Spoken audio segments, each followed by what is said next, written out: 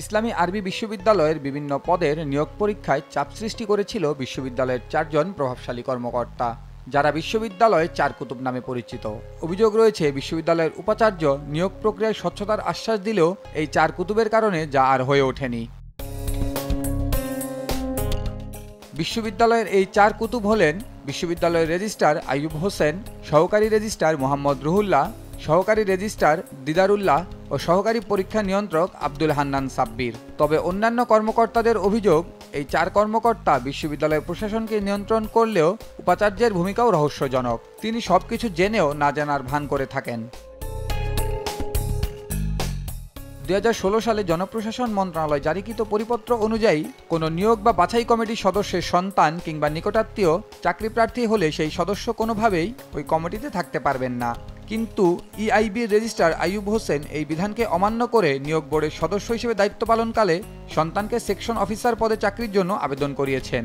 এমনকি ন্যূনতম শিক্ষাগত যোগ্যতা মাস্টার্স নির্ধারিত থাকলেও আইয়ুব হোসেন তার অনার্স পাস ছেলেকেও পরীক্ষার প্রবেশপত্র ইস্যু করান। ছেলেকে অনৈতিক সুবিধা দিতে গিয়ে আইন শিথিল করে আরও অনেক অযোগ্য প্রার্থীকে প্রবেশপত্র দিতে হয়েছে বলে গণমাধ্যম সূত্রে জানা যায়।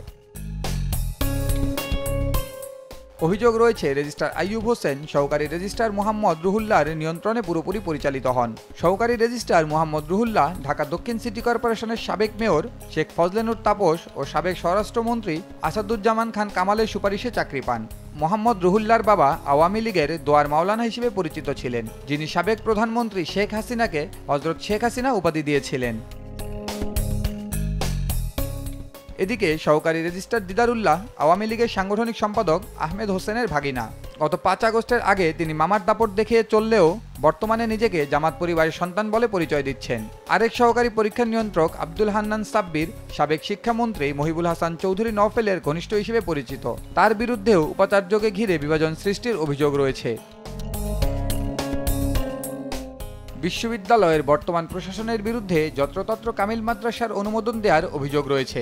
নিয়ম অনুযায়ী 10 কিলোমিটারের ভিতরে একটি কামিল মাদ্রাসা থাকলে নতুন কোনো মাদ্রাসার অনুমোদন দেওয়া যায় না। মোটা অঙ্কের অর্থের বিনিময়ে গত 10 মাসে শতাধিক মাদ্রাসাকে কামিল স্তরে অনুমোদন দেওয়ার অভিযোগ রয়েছে। গত 11 আগস্ট ইসলামী বিশ্ববিদ্যালয়ের উপাচার্য অধ্যাপক ডক্টর মোহাম্মদ শামসুল আলমের বিরুদ্ধে শিক্ষা মন্ত্রণালয়ে বিশ্ববিদ্যালয়ের সাবেক শিক্ষার্থী পরিচয় অভিযোগ করেন মোহাম্মদ আব্দুল হান্নান। অভিযোগে উঠে আসে, নিয়োগ দিয়ে একটি সিন্ডিকেট কোটি কোটি টাকা আয় করছে। অনিয়ম দুর্নীতির মাধ্যমে আগের ফ্যাসিবাদী সময়ের চেয়েও বেশি ফ্যাসিবাদীভাবে নিয়মনীতির তোয়াক্কা না করে বিশ্ববিদ্যালয়টি পরিচালনা করছে। অভিযোগে আরও বলা হয়, বিশ্ববিদ্যালয়ের আইন অমান্য করে কিছুদিন আগে ইসলামী বিশ্ববিদ্যালয় কুষ্টিয়া থেকে অধ্যাপক অলিউল্লাহকে এনে ডিন হিসেবে নিয়োগ দেওয়া হয়। ডিন হিসেবে নিয়োগ পেয়ে বিশ্ববিদ্যালয় একক আধিপত্য প্রতিষ্ঠা করেন অলিউল্লাহ।